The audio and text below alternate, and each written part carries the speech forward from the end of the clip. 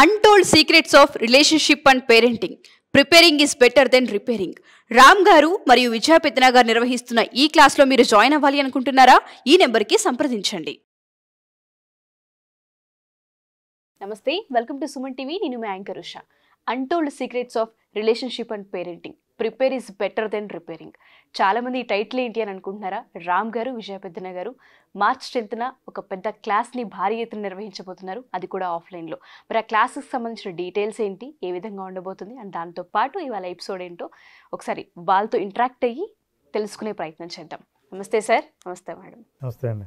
తాకట్టులో ఉన్న బంగారాన్ని విడిపించి ఆ రోజు ఆన్లైన్ రేటుకే మేము కొంటాం. Sharma gold company. March 10th offline వర్క్షాప్ని డిజైన్ చేయబోతున్నారు కాబట్టి చాలామంది పేరెంట్స్కి, పిల్లలకి, పెళ్లి చేసుకునే వాళ్ళకి, చేసుకోబోయే వాళ్ళకి, ఏ రకంగా చూసుకున్నా ఫ్యామిలీ పరంగా ఎవరైతే ఉంటుంటారో వాళ్ళందరికీ చాలా పెద్ద హెల్ప్ అని చెప్పుకోవచ్చు. ఎప్పుడైతే ఈ వర్క్షాప్ అనుకున్నారో కొన్ని క్వశ్చన్స్ నేను కూడా డిజైన్ చేయడం జరిగిందనమాట. పేరెంట్స్కి, పిల్లలకి మధ్య ఎప్పుడు కొన్ని వ్యత్యాసాలు మనం చూస్తూ ఉంటుంటాం, కొన్ని ప్రాబ్లమ్స్ మనం ఐడెంటిఫై చేస్తూ ఉంటాం. ఒక పేరెంట్ మనల్ని అడిగింది ఏంటి అంటే, పిల్లలు మమ్మల్ని ద్వేషించుకోవడానికి కారణాలు ఏంటి? మేము ఏం చేసినా వాళ్ళ మంచికే కదా, మరెందుకు మా మీద ద్వేషం, కోపం చూపిస్తూ ఉంటారని. సరే, ఒకసారి మీ సైడ్ నుంచి.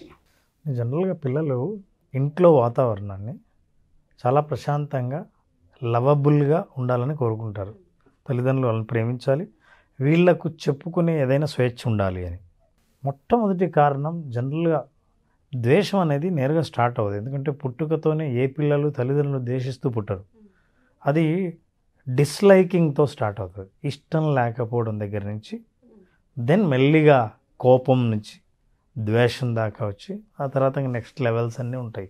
వీళ్ళు ద్వేషించడానికో లేకపోతే వాళ్ళను అంతగా ఇష్టపడకపోవడానికో అయిష్టపడడానికో కారణాలు ఏంటంటే, మొట్టమొదటిసారిగా వాళ్ళ తల్లిదండ్రుల్ని ఐడియల్ వైఫ్ అండ్ హస్బెండ్గా, ఐడియల్ పేరెంట్స్గా వీళ్ళు చూడకపోవడం. మీరు ఎప్పుడు కొట్లాడుకుంటూనే ఉంటారు. ఎందుకంటే వీ వాంట్ క్వాలిటీ టైం. ఇద్దరూ కలిసి ఇష్టపడి, ఇద్దరి ఒకే మాట మీద ఉండి ఆ ప్రేమను అందించే కాలాన్ని కోరుకునే పిల్లలకు మీరిద్దరు బిజీ కొట్లాడుకోవడం మా ముందు ఒకరినొకరు అనుకుంటుంటే, అప్పుడు ఏమవుతుందంటే తల్లి చేసిన తప్పుల్ని తండ్రి గట్టిగా నిందిస్తూ మాట్లాడడం వల్ల తల్లి మీద ఒపీనియన్స్, తండ్రి మీద నిందిస్తూ మాట్లాడే మాటలు, తండ్రి మీద ఉన్న ఒపీనియన్స్ ఉండి, అయితే ఇద్దరూ సరైన వాళ్ళు కాదనమాట అన్నప్పుడు వాళ్ళిద్దరి మీద ద్వేషం కలిగే అవకాశం ఉంది. మొట్టమొదటి రీజన్ ఈజ్ దట్. ఈ ద్వేషం కలిగినప్పుడు ఏంటంటే, ఎప్పుడు నా ఫ్రెండ్స్ తల్లిదండ్రులే చాలా మంచివాళ్ళు, నేను వాళ్ళ ఇంటికి వెళ్ళాను, వాళ్ళ నాన్న మాట్లాడినట్టు మా నాన్న మాట్లాడు, వాళ్ళ అమ్మ ప్రేమించినంతగా మా అమ్మ ప్రేమించదు. ఈ కంపారిజన్స్ వల్ల వస్తాయి. రెండవది కంపేరింగ్. What comparing? పిల్లల్ని ఎప్పుడు కంపేర్ చేస్తూ పెంచే తల్లిదండ్రులను చూసినా వాళ్ళకి ద్వేషం కలుగుతుంది. ఎందుకంటే నన్ను నేనుగా యాక్సెప్ట్ చేయలేదుగా. ఇప్పుడు మీ ఇంటికి వచ్చి మీరు భోజనానికి పిలిచారండి, నేను భోంచేస్తూ నిన్న నాగరాజు వాళ్ళ ఇంట్లో తిన్న భోజనం చాలా బాగుంది కదా అన్నాను అనుకోండి. మీతో మామూలుగా ఏ సందర్భంలో బాగుందని అన్నా మీకేం ఇబ్బంది ఉండదు. ఇప్పుడు మీరు మీ పెట్టిన భోజనం తింటున్నప్పుడు నేను నాగరాజు భోజనం బాగుంది అని అంటే ఎలా ఉంటుంది? విజయ గారు వాళ్ళ ఇంట్లో తింటే ఇంకా బాగుంది నేను అన్నానంటే అప్పుడు ఇంకా మిమ్మల్ని వేరే రకంగా అవమానించక్కర్లేదు. సో ఆ కంపారిజన్ నన్ను దేశించేలా చేస్తుంది. ఇంకోసారి నన్ను భోజనాన్ని పిలుస్తారా? ఇక ఉన్నా సరే, లేదండి మేము కూడా భోజనం వండుకోలేదు అని అంటారు. అదే ద్వేషం కలగడానికి ఏంటి కారణం? మీరు అసందర్భంగా ఇతరులతో పోల్చి నువ్వులా కాకుండా అలా ఉండాల్సిందేనంటే, నన్నులా యాక్సెప్ట్ చేయని తల్లిదండ్రులను నేనెందుకు ప్రేమిస్తా అన్న ఆలోచన పిల్లలకు కలిగే అవకాశం ఉంది. ఇక మూడవది వాళ్ళ బాధ్యతను సరిగా నిర్వర్తించకపోవడం. నేను స్కూల్ డే ఉంది, నా కోసం అందరు తల్లిదండ్రులు రావాలి, లేదా పేరెంట్స్ టీచర్స్ మీటింగ్ ఉంది, మీరు రావాలి, దానికి టైం లేదు. నా మాట వినండి, నాకు ప్రాబ్లం ఉంది చెప్పాలని ఉంది, టైం లేదు. నేను ఏదైనా కొనాలి, డబ్బులు ఇస్తా కొను, నాకు టైం లేదు. Time is the most important. యాక్చువల్గా మీరు టైం ఇవ్వకపోతే టైం ఇచ్చే వాళ్ళ కోసం వెతుక్కుంటారు. టైం బోల్డంతమంది నాకే ఇచ్చేవాళ్ళు బోల్డంత తగులుతారు. ఎప్పుడైతే నేను ఇంట్లోంచి బయటపడ్డానో నాకే టైం ఇచ్చి వాళ్ళ అలవాట్లకు నన్ను దించడానికి, వాళ్ళ అవసరాలకి నన్ను వాడుకోవడానికి ఉన్న ప్రపంచం ఎదురు చూస్తోంది. సో తల్లిదండ్రుల్ని నాకు మీరు టైం ఇవ్వలేదన్న కోపంతో నేను వేరే వాళ్ళకి కావాలని నా టైం ఇవ్వచ్చు. ఎన్నో కారణాలు చెప్పుకుంటే ఈ మూడు ప్రధానమైన కారణాలు. సార్ చెప్పినట్టుగానే చాలా సందర్భాలు ఇవి రిపీటెడ్గా మనం చూస్తూ ఉంటాం. పేరెంట్స్ మీటింగ్కి అటెండ్ అవ్వకపోవడము, అండ్ దాంతోపాటు కొన్నిసార్లు టైం లేదు అని చెప్పడం చాలా పెద్ద సమస్య అయిపోతుంటుంది. ఇక్కడ ఏమవుతుందంటే పేరెంట్స్ టైం లేదు, టైం ఇవ్వట్లేదు, అన్నీ ప్రొవైడ్ చేస్తున్నాం, మెటీరియలిస్టిక్ థింగ్స్ అనుకుంటారు. ఆ ఎమోషనల్ సెక్యూరిటీ ఇవ్వట్లేదు. అంటే నాకు అవసరమైనప్పుడు చెప్పుకోవటానికి మా అమ్మ లేదు, మా నాన్న లేడు అని పిల్లలకి అనిపించడం అంతకంటే ఇక తల్లిదండ్రులకి అంటే ఫెయిల్ అవటానికి వేరేది ఏం అక్కర్లేదండి. మీరు ఎన్ని లక్షలు పెట్టి ఏ గిఫ్ట్లన్నా ఇవ్వండి, ఎంతన్నా అంటే ఫెసిలిటీస్, లగ్జరీస్, కంఫర్ట్స్ ప్రొవైడ్ చేయండి, నా కష్టం మా అమ్మకి చెప్పుకోలేను, ఆమెకు టైం ఉండదు, నా బాధ మా నాన్నకి చెప్పలేను, నా ప్రాబ్లం మా నాన్నకి చెప్పలేను, ఆయనకి టైం ఉండదు. ఇంతకంటే దౌర్భాగ్యం పిల్లవాడికి ఇంకోటి ఉండదు, పేరెంట్స్కి కూడా ఉండదు. ఇంకోటండి, కంట్రోల్ చేస్తారు కొంతమంది. అన్నీ మా కంట్రోల్లోనే ఉండాలి, మేము మా అమ్మ నాన్న చెప్పినట్టు విన్నాం, ఎందుకు ఏమిటి ఎలా అని మేము అడగలేదు, ఇప్పుడు మీరు ఎందుకు అడుగుతారు అసలు అంటే చెప్తేనే చేస్తారా, రీజన్ చెప్తేనే. ఇప్పుడు పిల్లలకి ఏంటంటే క్యూరియాసిటీ, ఇప్పుడు పిల్లలకి కాదు ఎప్పుడు పిల్లలకి ఉంది, కానీ అప్పట్లో ఏంటంటే నడిచింది అలా. అంటే ఆ పేరెంటింగ్, మన గ్రాండ్ పేరెంట్స్కి మన పేరెంట్స్ ఎంత భయభక్తులతో ఉన్నారో చూసి, ఓహో ఇట్లాగే మనం కూడా అమ్మ వద్దంటే చేయకూడదు, నాన్న వెళ్ళొద్దంటే వెళ్ళకూడదు అనేది ఫాలో అయ్యాం, ఇన్బిల్ట్గా వచ్చేసింది. కాబట్టి ప్రాబ్లం లేదు అక్కడ, ఫ్రిక్షన్.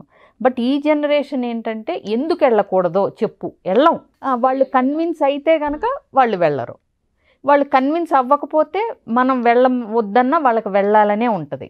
ఇప్పుడు తల్లిదండ్రుల సమాధానం ఏంటంటే ప్రశ్నలు అనవసరం, చెప్పింది విను. యాక్చువల్గా అలా చేయటం వల్లే ఏదో అవ్వాల్సినాడు ఏదో అయిపోతాడు, ఎక్కడికో వెళ్ళాల్సినాడు. ఎందుకంటే క్యూరియాసిటీ, క్వశ్చన్లు అడగటం అనేది ఎదుగుదలకి మొదటి మెట్టు. సో నువ్వు అసలు ఆ ఉత్సుకత, దాన్నే ఆ క్యూరియాసిటీనే చంపేస్తే రేపొద్దున బాస్ ఏం చెప్తే అది చేస్తాడు, ఇంకోళ్ళు ఏది చెప్తే అది చేస్తాడు. అసలు బాస్ అవ్వడు, ఎగ్జాక్ట్లీ బాస్ అవ్వలేడు, ఫాలోవర్ కిందే ఉండిపోతాడు. ఇది ఎవరు చేసినట్టు, ఇంట్లోంచే వచ్చింది.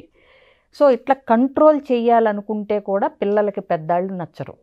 సో ఇక ద్వేషం అనే పదం, intensity of that control, intensity of that, ఇప్పుడు రామ్ సార్ చెప్పిన చేసిన అంటే డిస్లైకింగ్ దగ్గర నుంచి ద్వేషం, హేట్రెడ్ వరకు ఇంటెన్సిటీని, అంటే వాళ్ళ పేరెంట్స్ బిహేవ్ చేసే ఇంటెన్సిటీని బట్టి వీళ్ళకి ఆ ద్వేషం ఇంటెన్సిటీ డిస్లైక్ దగ్గరే ఆగిపోయిందా, డిస్రెస్పెక్ట్ దగ్గరే ఆగిపోయిందా, లేకపోతే హేట్రెడ్, వాళ్ళ మొహమే చూడాలనిపించదు కొంతమందికి.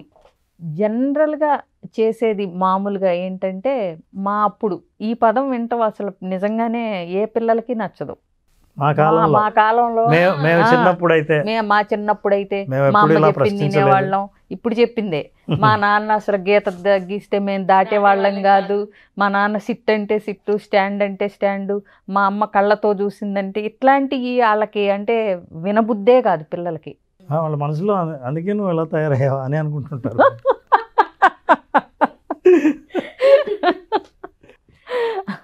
సో ఇదొకటి, పిల్లలు అసలు ఈ వర్డ్ వినాలని అనుకోరు అసలు. సో ఇంకొకటి, నో చెప్పటానికి రీజన్స్ ఎక్స్ప్లెయిన్ చేయకుండా, అని ఇందాక చెప్పిందే, కన్విన్స్ చేయకుండా ఏది కంట్రోల్ చేయటం. అంటే ఏదైనా, అమ్మ నేను ఫ్రెండ్స్తో స్లీప్ ఓవర్కి వెళ్ళాలనుకుంటున్నాను, ఇప్పుడు కామన్ పదాలు అనమాట, ఫ్రెండ్ ఇంట్లో పడుకొని రావటం అనేది, కలిసి చదువుకోవడం అనేది, ఈ రాత్రి ఇంటికి రాను అని చెప్పడానికి. పోనీ ఎంజాయ్మెంట్ అయినా, చదువుకోవటం అయినా, ఏదైనా ఒక ఫ్రెండ్ ఇంట్లో ఒక నైట్ ఉండి వస్తాము అని చెప్పడానికి దానికి ఒక పదం ఉంది, స్లీప్ ఓవర్ అని చెప్పి, అక్కడే ఉండి వస్తాము. నో, ఎందుకు వద్దు, కావాలంటే వాళ్ళని ఇక్కడ, ఆ పిల్లల్ని ఇక్కడికి పిలువు, మా ఇంట్లో కామన్ డైలాగు. అంటే వాళ్ళకి స్లీప్ ఓవరే కదా ఇక్కడ. ఏంటంటే అది మన ఇన్సెక్యూరిటీ, అది అంటే మన పిల్లలు వెళ్ళి అక్కడుంటే వాళ్ళు సేఫ్గా ఉన్నా మనకి ఇన్సెక్యూరిటీ, వాళ్ళు ఎలా ఉన్నారో, సేఫ్గా ఉన్నారో లేదో అని. సో చాలాసార్లు మన ఇన్సెక్యూరిటీస్, ఫియర్స్ కూడా వాళ్ళ మీద ప్రొజెక్ట్ చేయటం జరుగుతుంది. సో ఎస్పెషలీ మా హస్బెండ్, వాళ్ళని ఇక్కడికి రమ్మనమ్మా కావాలంటే అంటుంటారు. సో ఇలాంటివి ఎందుకు డాడీ, అప్పుడప్పుడు మనం కూడా వెళ్ళాలి కదా, క్వశ్చన్ వస్తుంది. సరే ఒకసారి వాళ్ళని పిలుస్తారు, ఒకసారి ఇంకోసారి పిలుస్తారు, మూడోసారి అయినా మనం ఎందుకు వెళ్ళట్లేదు, పద్దాక వాళ్ళే ఎందుకు రావాలి, నేను ఎందుకు వెళ్ళకూడదు అనే క్వశ్చన్ వస్తుంది. నీ ఫియర్స్ ఉంటే కూడా చెప్పండి, ఓవర్కమ్ యువర్ ఫియర్స్. వాళ్ళతో చర్చించి, నువ్వు వెళితే అంటే టైంకి పడుకోవనో లేకపోతే ఇంకేదో అనో నీ భయం ఏదన్నా ఉంటే చెప్పండి. సో చెప్పినప్పుడు ఏంటంటే మీ భయాన్ని అర్థం చేసుకుని వాళ్ళు ఉండటానికి ఓకే, సరే మా నాన్నకి మా అమ్మకి భయం, సర్లే ఉందాంలే అనేది వస్తుంది. అది చెప్పకుండా నువ్వు వెళ్ళొద్దు వాళ్ళని రమ్మని, నువ్వు వెళ్ళొద్దు వాళ్ళని రమ్మన్నప్పుడు వీళ్ళకి క్వశ్చన్ మార్క్స్ మిగిలిపోతాయి. ఇంకా చాలా ఫ్యాక్టర్స్ ఉంటాయి, మనం 10 నిమిషాల్లో డిస్కస్ చేయలేము. These are most.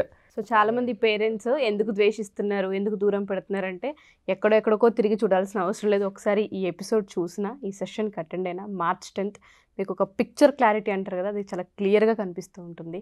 Thank you Ram sir, thank you Vijaya Peddana madam. ఎందుకంటే ఉన్న 10-15 నిమిషాల్లోనే కొన్ని పాయింట్స్ ఉంటూ ఉంటాయి, వాటిని ఇన్ డీటెయిల్డ్గా ఎక్స్ప్లెయిన్ చేసినప్పుడు పేరెంట్స్కి కూడా అనలైజ్ చేసుకుంటూ ఉంటారు. మేము చేసింది ఇదేమో, అందుకే ఇక్కడ దాకా వచ్చిందేమో అని వాళ్ళకి అర్థమవుతూ ఉంటుంది. దీన్ని బట్టి సెషన్లో కూడా ఇఫ్ ఇన్ కేస్ ఈ ప్రాబ్లం వల్ల వచ్చాము అని అక్కడ మాట్లాడే అవకాశం ఉంటుంది అంటారా? పేరెంట్స్గా ఛాన్స్ ఇస్తామా మనం? తప్పకుండా అండి. ఇంకా ఏంటంటే ఇట్స్ అన్ ఇంటరాక్టివ్ సెషన్. ఇంకా చెప్పాలంటే ప్రాబ్లమ్ని తీసుకొచ్చి మాట్లాడగలిగితే ఓపెన్గా అక్కడ.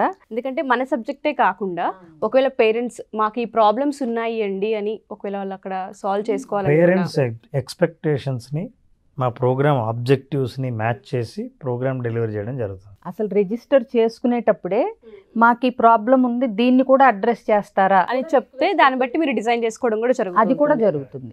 అక్కడికక్కడ వచ్చి ప్రాబ్లం అడిగినా వాళ్ళకి చెప్పటం జరుగుతుంది. అసలు ముందే వీళ్ళకి ఆ ప్రాబ్లం గురించిన కాన్సెప్ట్ కావాలి, కరెక్షన్ అనేది ఉంటే రిజిస్ట్రేషన్ అప్పుడే చెప్తే కూడా దాని మీద కూడా చేయటం జరుగుతుంది. Thank you sir, thank you so much. Thank you. So చూసారు కదా, ఈ ఎపిసోడ్ విన్న తర్వాత మీరు కనుక ఈ క్లాస్కి జాయిన్ అవ్వాలి అనుకున్నా, డీటెయిల్స్ తెలుసుకోవాలి అనుకున్నా, ఎంక్వైరీ చేయాలి అనుకున్నా మీరు ఖచ్చితంగా ఈ క్లాస్కి అటెండ్ అవ్వచ్చు. ఈ క్లాస్ హైదరాబాద్లో నిర్వహించబోతున్నారు. అది కూడా ఫ్యామిలీ మొత్తం అటెండ్ అయ్యే క్లాస్. ఆఫ్లైన్లో మీకున్న డౌట్స్తో పాటు అండ్ ఇక్కడ చాలా విషయాలు మీకు నేర్చుకునే అవకాశం ఉంటుంది. అండ్ దాంతోపాటు మీ ప్రాబ్లంకి తగ్గట్టుగా క్లాస్ ఉంటుందన్న ఎక్స్పెక్టేషన్ చాలా మందికి ఉంటుంటుంది. మీరు కనుక ఎంక్వైరీ చేసిన ప్రాసెస్లో మీ ప్రాబ్లం మాకు తెలియజేసినా దానికి తగ్గట్టుగానే క్లాస్ డిజైన్ చేయడం జరుగుతుంది. కాబట్టి క్లాస్కి ఎన్రోల్ అవ్వాలనుకునే వాళ్ళు, డీటెయిల్స్ తెలుసుకోవాలనుకునే వాళ్ళు కింద స్క్రోల్ అవుతున్న కాంటాక్ట్ నెంబర్ని కాంటాక్ట్ చేస్తే మా టీం మీకు పూర్తి వివరాలు అందిస్తారు. Thank you.